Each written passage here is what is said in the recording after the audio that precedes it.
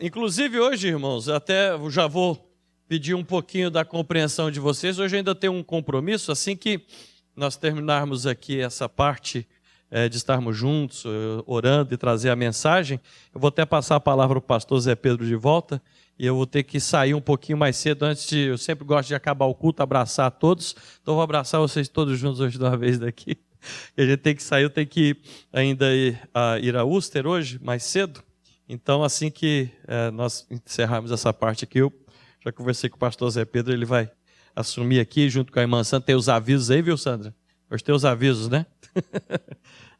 Então, tá bom. Já que eu vou adiantar, se Deus quiser, terça-feira nós estaremos aqui, tá bom?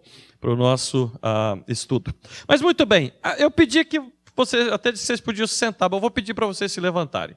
Mais uma vez, para a gente ler a palavra juntos, né? Vamos ler as Escrituras juntos. No texto de Efésios. Na semana passada eu comecei a meditar um pouquinho com a igreja sobre esse texto que fala sobre a unidade da igreja, manter a unidade da igreja e como isso é possível. E depois de falarmos sobre manter a unidade da igreja, o texto vai continuar e semana que vem, se Deus quiser, nós vamos meditar um pouco mais como cada um de nós tem uma responsabilidade, uma importância dentro não só de manter a unidade da igreja, mas também de fazermos a nossa parte para contribuirmos para o bem de toda a igreja. Mas hoje eu gostaria, na semana passada nós lemos do verso 1 até o verso 16, mas hoje eu gostaria de ler somente o verso 4, 5 e 6. Somente esses 3 versos.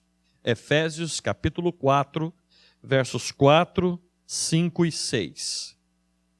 Os quais dizem assim: há um só corpo e um só espírito, como também fostes chamados em uma só esperança da vossa vocação.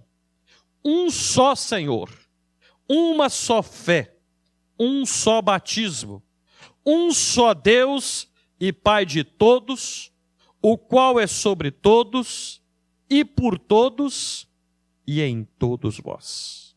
Amém? Senhor, mais uma vez queremos te louvar e te exaltar, porque o Senhor é o Deus presente, e tu estás entre nós e em nós. E te louvamos e te agradecemos, porque cremos que a tua palavra é palavra de vida e transformação. E queremos te pedir que nessa hora, quando nós paramos para abrir e fazermos a leitura das Escrituras, que o teu Espírito já esteja a comunicar e a falar ao coração de cada um de nós aquilo que tu tens para as nossas vidas. Em nome de Jesus, te oramos agradecidos. Amém e amém. Podem tomar os seus assentos? Eu creio que o texto em si já é tão claro para nós entendermos uma coisa que é básica e fundamental para a igreja. Veja que aqui qual é a palavra mais repetida? A palavra um. Um. É o que mais repete, não é verdade? Há um só corpo, um só espírito, uma só vocação. E veja que ele vai sempre repetindo um. Por que repetir tanto a expressão um? Porque nós temos que entender que nós, como igreja, nós podemos ser muitos, mas formamos um só corpo. É a metáfora que ele usa aqui no texto. Em 1 Coríntios, capítulo 12, depois quando você chegar em casa, você vai lá e abre e lê 1 Coríntios, capítulo 12, e você vai ver que lá essa metáfora sobre o corpo é explicada e expandida de uma forma mais intensa ainda, para explicar que há diversidade de membros, mas há unidade no corpo. O nosso corpo pode ter vários membros, pode ter várias partes, mas forma um só corpo, né? Agora estão dizendo que o corpo humano tem mais um órgão. Descobriram mais um órgão do corpo humano. Na realidade, já sabia o que existia. Faz parte aí aqui na parte interna, entre o estômago, o intestino, uma parte... Não, só que eles descobriram que aquilo não é só parte de um outro órgão, é um outro órgão. E diz que agora vão ter que mudar todos os livros de medicina. porque descobriram que o corpo humano tem mais um órgão. Não me peçam para explicar direitinho, porque eu não sou médico, eu não vou saber. Mas diz que tem mais um órgão, ok? Mas o interessante é que mesmo que descobriu mais um, nós não viramos outra coisa, continuamos sendo o mesmo, é um corpo. E nós da igreja somos assim também, não só quando nós pensamos aqui localmente, mesmo quando nós pensamos de forma mais ampla. Mesmo que existam outras comunidades que nessa hora, outras igrejas individualmente falando, que estão reunidos nessa hora, mas nós não somos uma igreja e lá está outra igreja, e nós somos um e eles são outros. Não, nós somos um só corpo. Não importa que sejamos da mesma forma de pensar em tudo, às vezes nós temos coisas diferentes, mas nós somos um só corpo. Não é verdade? E quando ele fala a respeito de um só corpo, essa metáfora é muito interessante porque é a melhor maneira de entendermos unidade. Unidade. Não existe nada que alguém pense assim, não, tem uma parte do meu corpo que eu quero jogar fora, descartar. Não tem como. É verdade? As únicas partes que a gente ainda vai cortando volta e meia é o cabelo e a unha, mas passou disso ninguém mais quer. A gente quer manter, o corpo tem que estar ali certinho, né? Então, isso é muito importante porque ele fala exatamente sobre a questão da unidade, que é o que esta palavra, quando ele diz que há um só corpo. Mas agora veja que é interessante, ele aqui nesse texto que nós lemos, ele não falou sobre isso, mas ele já tinha falado antes na carta. Existe um só corpo, mas um corpo é completo quando ele também tem o quê? Cabeça. E quem é a cabeça da igreja? Quem é a cabeça da igreja? É a liderança da igreja? É o pastor da igreja? Não, a cabeça da igreja chama-se Jesus Cristo. Quer ver? Vamos ler mesmo aí em Efésios, capítulo 1, né? Vamos voltar um pouquinho nessa mesma carta. No capítulo 1. Quando ele fala isso de uma forma também muito interessante, capítulo 1, veja no versículo, eu vou resumir um pouquinho, vamos ver um pouco menos. Ele está falando aqui, deixa eu dar uma resumida do que ele vem falando, que Cristo foi colocado, foi exaltado acima, quando ele foi ressuscitado dentre os mortos, ele foi exaltado, colocado acima de todo principado, todo poder, todo domínio, ou seja, toda autoridade que existe. Ele diz que Cristo, ao ser ressuscitado, foi colocado acima de tudo e de todas as coisas, não só na época dele, não só nesse mundo que vivemos, mas em toda a esfera. E aí ele diz o quê? Verso 22. E sujeitou todas as coisas aos seus pés, e sobre todas as coisas o constituiu como cabeça da igreja, que é o seu corpo, a plenitude daquele que cumpre tudo em todos. Palavra bonita, não é verdade? Cristo, ele diz assim, olha, Cristo foi exaltado acima de todo tipo de poder e autoridade que se possa pensar nesse mundo e em outros mundos. E foi colocado não só acima, mas para exercer essa autoridade, e ele foi dado como cabeça da igreja, a qual é o seu corpo. Então, quando ele diz no capítulo 4 que há um só corpo, que esse corpo é o corpo de Cristo, de quem que ele está falando? Ele está falando de nós, de você, de mim, de cada um de nós. Agora veja aqui também que há algo maravilhoso que existe nisso. Quando ele diz que nós somos corpo de Cristo, ele está dizendo, porque se somos um só corpo, Cristo é a cabeça da igreja, Cristo é a cabeça desse corpo. Você já parou para imaginar como isso é interessante? E quanto isso é maravilhoso, Cristo está em nós e nós estamos em Cristo de fato. Isso é uma coisa maravilhosa. Nós não precisamos desejar de ter um corpo diferente. Porque muitas pessoas às vezes não gostam dos seus corpos também, não é verdade? Aí tem que fazer uma plástica aqui, tem que fazer uma outra coisa ali. dá uma ajustada para aqui, outra ajustada para lá. Mas é interessante que no corpo de Cristo, já disse também em Efésios, mais na frente no capítulo 5, ele diz, não tem nem ruga, então não precisa nem de esticar com botox e plástica. É um corpo perfeito, é um corpo ajustado, mas o corpo de Cristo é perfeito, é ajustado, depende de que nós, que somos membros desse corpo, estejamos bem ajustados. E entendamos que se estamos no corpo, é por uma razão importante, para fazermos com que esse corpo possa expressar, se você prestou atenção no capítulo 1, vamos ler de novo lá, lê comigo de novo. O final do verso 23, quando ele diz que é o seu corpo, ou seja, a igreja, que é o seu corpo, e aí ele diz, a plenitude daquele que cumpre tudo em todos. Quem é a plenitude aqui? É o corpo, é a igreja, somos nós. Nós somos a plenitude da glória de Deus, não porque é cada um de nós individualmente, ou porque somos nós coletivamente, é por causa da cabeça que é Cristo. E se nós ficarmos bem ajustados, bem ligados a Cristo, nós sabemos que fazemos parte desse corpo maravilhoso. E que isso está fundamentado em uma só coisa. Não é que nós seguimos uma mesma linha, uma mesma organização, uma mesma liderança humana, é porque seguimos a direção de Cristo, a cabeça da igreja. Muito bem. Mas ele fala outra coisa interessante. Além de sermos um só corpo, ele diz também que há um só espírito. E é muito interessante ser colocada a palavra espírito logo após a palavra corpo. Por qual razão? Eu vou explicar isso.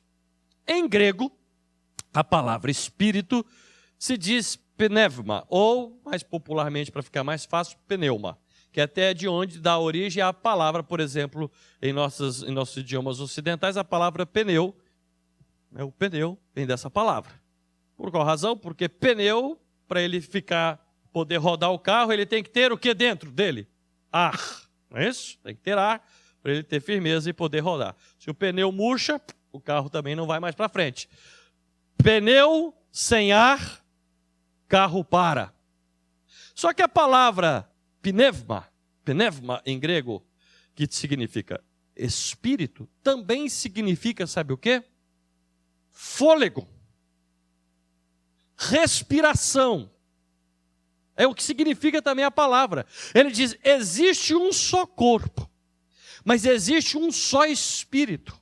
Existe um só fôlego. Porque um corpo sem espírito, um corpo sem fôlego, é um corpo o quê? Morto. Agora preste atenção numa coisa como é importante isso. Por isso que há uma sequência muito importante nessa palavra. Temos que ser unidos? Sim, por sermos um só corpo. Temos que olhar para Cristo como cabeça da igreja? Sim, porque estamos ligados como igreja uns aos outros, mas conectados com Jesus Cristo cabeça. Mas nós precisamos de estar vivos. E o que traz vida ao corpo chama-se espírito. O fôlego do corpo de Cristo, o respirar do corpo de Cristo é o seu próprio espírito. É o espírito de Cristo. Eu sei que já citei em mensagem anterior aqui essa ilustração tão interessante e bonita que aparece lá no livro do profeta Ezequiel, no capítulo 37, quando Deus o chama e o leva em uma visão e o coloca no meio, de um vale de ossos secos. Na realidade diz ossos sequíssimos. Não sei se sequíssimo é pior do que o seco, mas já é para dizer que está sequíssimo. Já tem tempo que está morto. E aí coloca ele no meio daquele vale, e aí vem a palavra de Deus, pelo Espírito. De Deus vem a palavra de Deus ao profeta e pergunta a ele, filho do homem é uma maneira de dizer, ser mortal, te coloco diante da face da morte. Ó mortal, olha a morte. E aí ele pergunta, Podem estes mortos viver? Pode da morte sair vida? Podem esses mortos voltarem à vida, viver? E aí o que é interessante é que a resposta do profeta é a seguinte: Senhor, só tu sabes. Quer dizer, é uma coisa que foge da minha possibilidade. E aí a palavra de Deus é: então, filho do homem, ser mortal, mesmo em face da morte, profetiza sobre estes mortos para que eles possam viver. E aí ele começa a profetizar, e enquanto ele começa a profetizar, o que o texto nos fala, o que acontece? Diz a expressão, em umas traduções, diz assim, que começou a haver um grande reboliço no meio daquele vale. Os ossos começaram a se movimentar, e cada osso procurando a sua devida junta, porque não adiantava nada a parte da perna se juntar com o braço, não é verdade? O corpo tem que estar bem ajustado. Às vezes, quando alguém faz alguma coisa atrapalhada, está colocando as mãos pelas pernas, trocando, não dá certo. E os ossos começam a se juntar, e cada um procura a sua própria junta, e começam a se unir. E daqui a pouco ele começa a ver que sobre aqueles ossos começa a nascer nervo, vem a carne, vem a pele. Estão formados, os corpos estão formados. Ali, corpo bem ajustado, bem formado, mas ele observa que acontecia uma coisa ainda interessante. E o que é?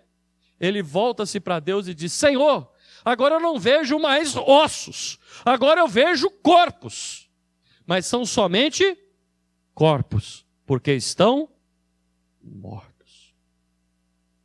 E é tão interessante que a nossa própria expressão também, quando não há mais vida, nós normalmente não dizemos ali está uma pessoa, nós dizemos ali está um corpo. Não é assim que nós falamos no português? Ali está um corpo. Porque para ser pessoa completa, esse corpo tem que ter fôlego, espírito, vida. E ele olha e diz assim: Senhor, corpo formado, mas estão mortos. Aí a palavra do Senhor para o profeta é: continua profetizando, continua falando a palavra de Deus, a minha palavra para eles, não é a tua palavra, é a minha palavra, continua falando a minha palavra para eles. E aí o profeta profetiza e diz: espírito, ou vento, porque a palavra também pode ser traduzida por vento, espírito, fôlego. E ele diz assim: o espírito, o vento, o fôlego que está nos quatro cantos da terra, sopre sobre estes mortos e eles viverão. E aí, quando ele termina de falar isso, o fôlego de vida, o espírito, entra naqueles mortos, eles se colocam de pé, porque agora estão vivos e formam não vários corpos. E o que eu acho interessante agora é a expressão que o livro do profeta Ezequiel usa. Ao invés de dizer, e agora ele olhou e viu várias pessoas, e viu vários corpos que estão vivos. Ele diz, depois que ele viu todos eles vivos, ele diz, e eles formaram um grande e numeroso exército. Mas por que eles formaram um grande e numeroso exército? Porque o espírito, o fôlego, a vida entrou neles e eles se uniram para formar um grande e numeroso exército. Quando ele diz a um só espírito, ele está dizendo para nós na epístola aos Efésios é o seguinte: igreja só é vida, só tem vida e está viva quando tem o fôlego de vida de Deus que está sobre ela e nela. Não pense que são as nossas atividades que faz a nossa igreja ser viva. Não pense que são os nossos cultos que fazem sermos uma igreja viva. Não pense que é o que nós fazemos ou deixamos de fazer que faz a nossa igreja ser uma igreja viva. O que faz uma igreja ser viva é se nessa igreja tem o Espírito de Jesus Cristo. Sem o Espírito de Cristo, sem o fôlego de vida de Cristo, não há vida nesta igreja. Pode existir uma organização religiosa, mas não existe corpo de Cristo. Há uma diferença entre organização religiosa e corpo que tem o Espírito. Organização religiosa é fácil de montar e de se estabelecer e de se criar. Mas igreja, corpo de Cristo viva, só é possível se nós dermos lugar à ação, o mover do Espírito de Deus nas nossas vidas. E você sabe quando é que não é mais o Espírito de Deus? Não é o fôlego de vida de Deus, é o nosso. É quando a gente começa a criar coisas que, ao invés de nos unir, nos divide. Não tem nada que mais separe um corpo do que a morte. É ou não é verdade? A morte leva à desintegração, à decomposição. O que traz o corpo unido e firme é o Espírito, a vida que está dentro dele. E a palavra em Efésios para aquela época e para nós hoje é a seguinte, como Deus falou para o profeta Ezequiel também.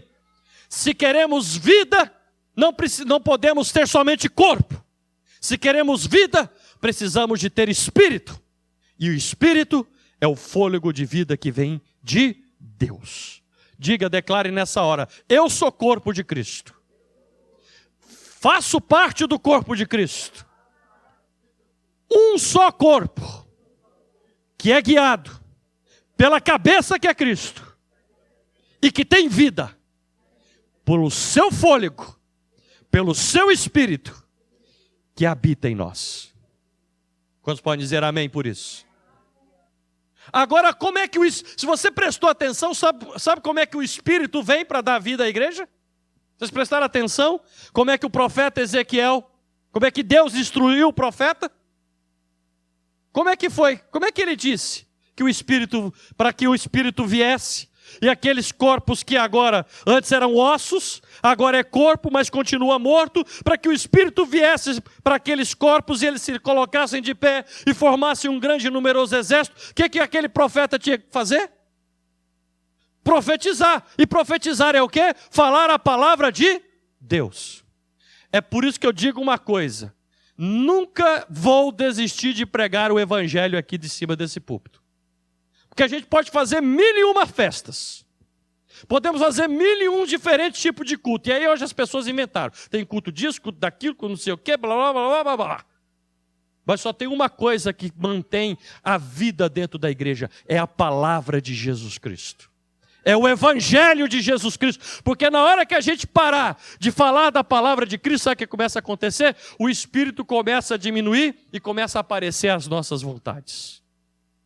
Por isso que a gente precisa da palavra de Deus. Por isso que a gente precisa do evangelho de Jesus Cristo. Quantos concordam comigo? Se não precisássemos da palavra, se qualquer outra coisa resolvesse, não teria sido deixado para nós o evangelho escrito, não teria sido deixado para nós a palavra para abrirmos e ler, não é verdade? Se alguém dissesse, não pastor, não precisa não, basta a gente só reunir para orar, porque às vezes eu já até falei isso uma vez, não me entendam mal, por favor. Lógico que precisamos orar, lógico. Temos que orar individualmente, coletivamente, lógico. Mas só oração resolveria? Não, precisamos da palavra. Porque senão, ao invés de ter as escrituras, tinha dito assim, olha, não precisa de Bíblia, só se reúne e ora e cada um fala. Não, precisa da palavra. É a palavra que traz vida ao coração de cada um de nós, para que a gente tenha fôlego e disposição para orar. Porque eu não conheço ninguém que não ame a palavra de Deus, que mantém uma vida de oração na presença de Deus. O que traz vida é o Espírito. E o que traz o Espírito à igreja, pela ordem do Senhor Jesus, é quando a sua palavra é proclamada. Então há um só corpo, há um só Espírito, há uma só vida na igreja. E aí entendo o Espírito, entendo mesmo, não tem nada exagerado ou forçando, é assim. Há um só corpo, e para esse corpo ter uma vida, é preciso que tenha fôlego, respiração, Espírito. E isso vem também de Jesus Cristo. Não é verdade? Imagine se o seu corpo, a partir de agora, de repente alguém cortasse a possibilidade de você respirar. Em pouco tempo estaríamos mortos. É ou não é verdade? Vamos fazer um teste rapidinho? Se você começar a ficar meio tonto, você para, tá bom? Não quero ninguém aqui assim. Mas, rapidinho, quer ver? Uma bebendo, aproveita aí que foi rápido, viu? Já passou. Só eu e ela entendemos o que eu quis dizer. Mas muito bem. Fecha a boca. Prende a respiração.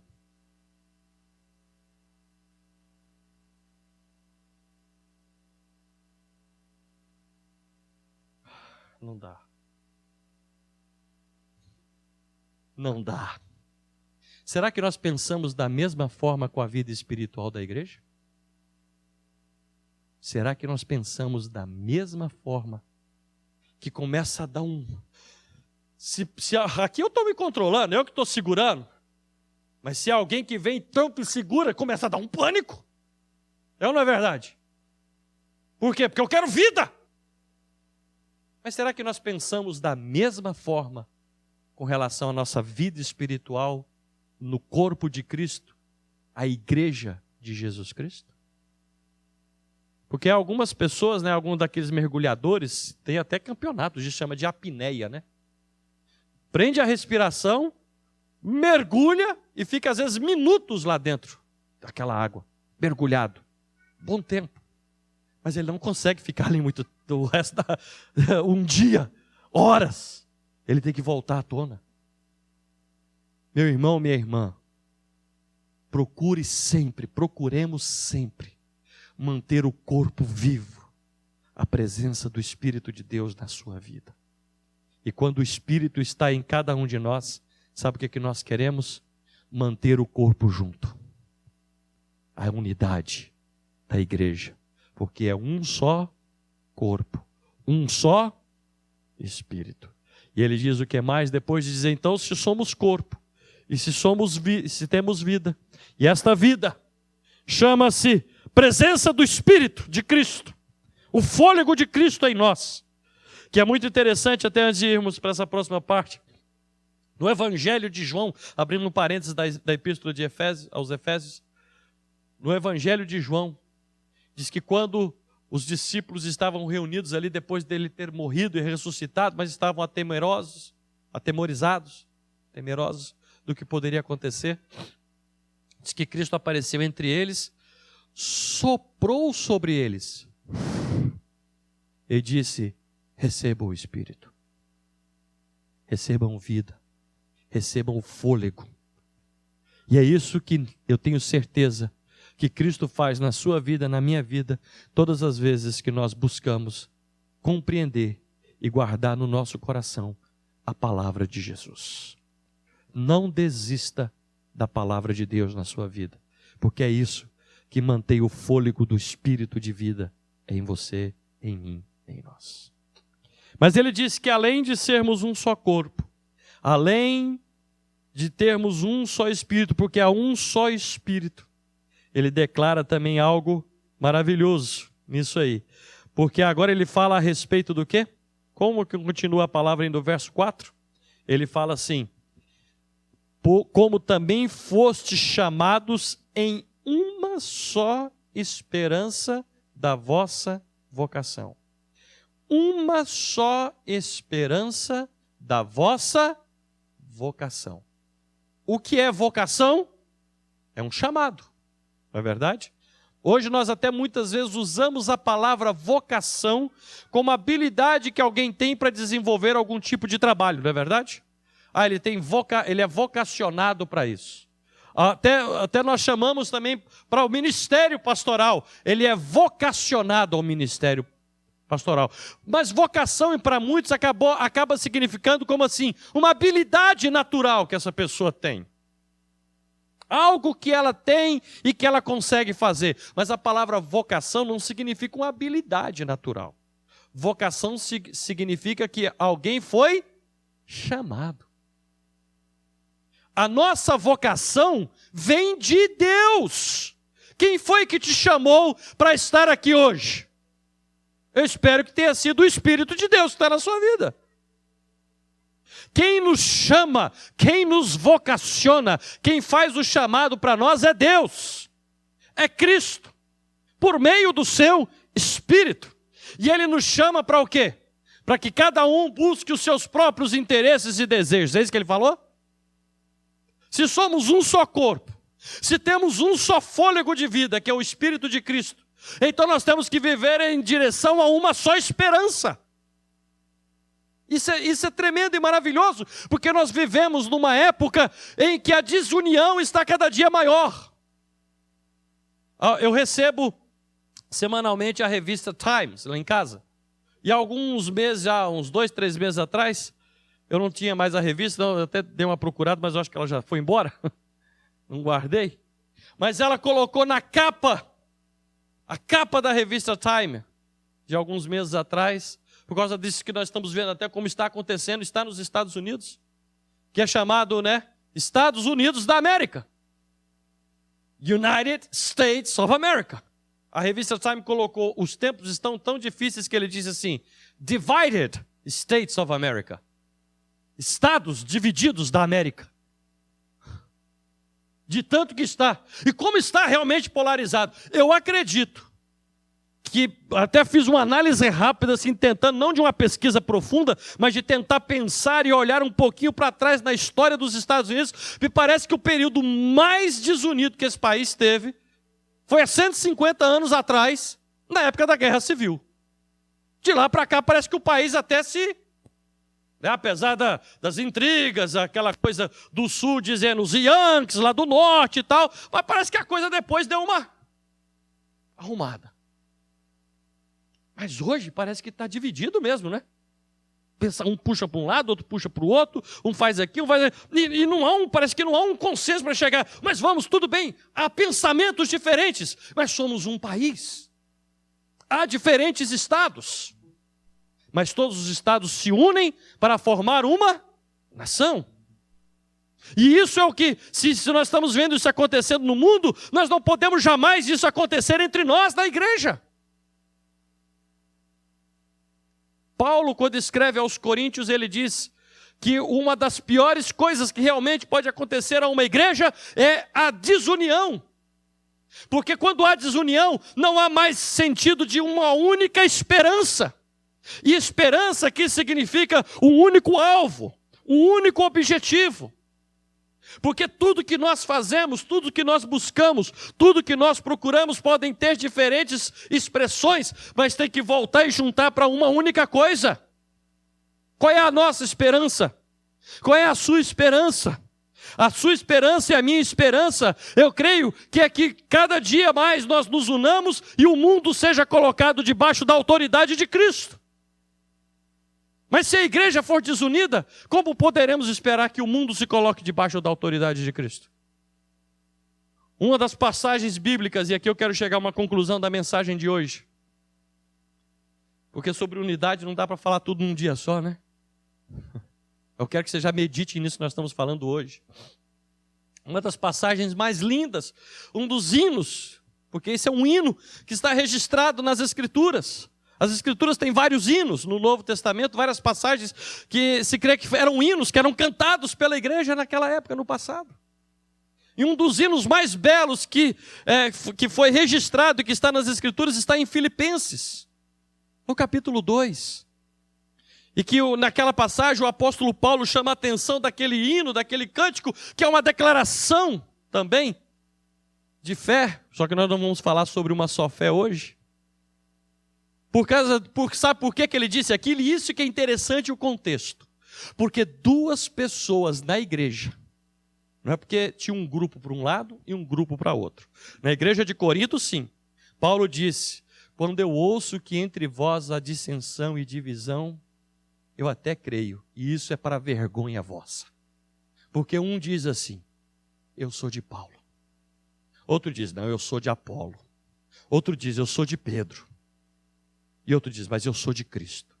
E ele diz, são todos 4 carnais, porque estão divididos. Não pode haver divisão interna entre nós, e nem entre nós como comunidade aqui, com outras igrejas.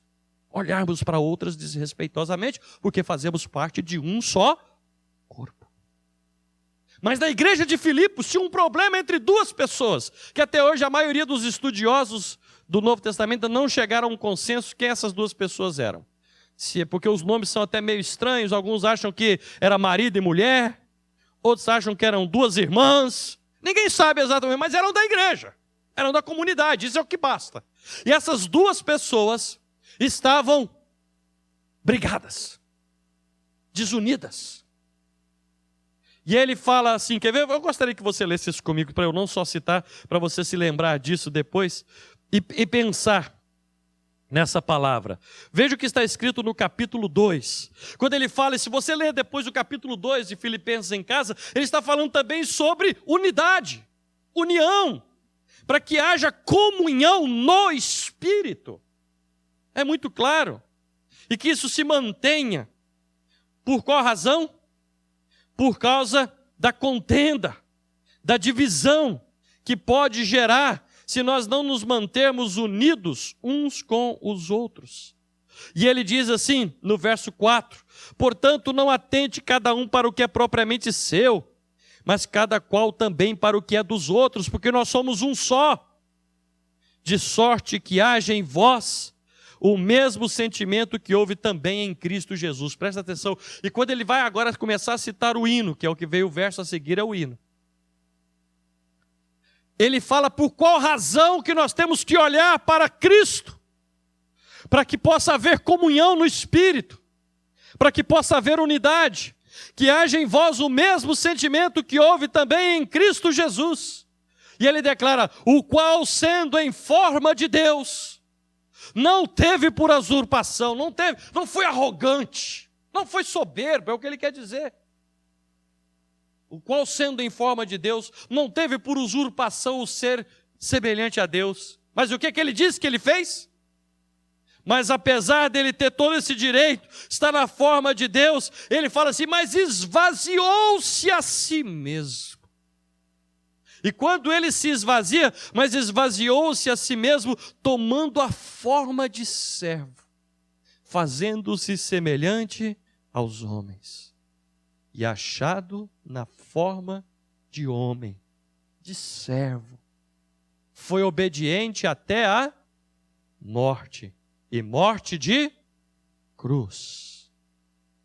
Pelo que Deus o exaltou soberanamente, e lhe deu um nome que está acima de todo nome, para que ao nome de Jesus se dobre todo o joelho que está nos céus, na terra e debaixo da terra, e toda língua confesse que Jesus Cristo é o Senhor, para a glória de Deus Pai. Qual é a tua e a minha esperança da nossa vocação? Uma esperança nós temos, é que um dia contemplemos céus, terra e até o mundo dos mortos, se rendam diante do Senhor e declarem, Jesus Cristo é o Senhor, para que Deus seja honrado e glorificado. Essa é a esperança da nossa vocação. Mas essa esperança, nós já podemos vislumbrá-la, experimentá-la hoje. Sabe como?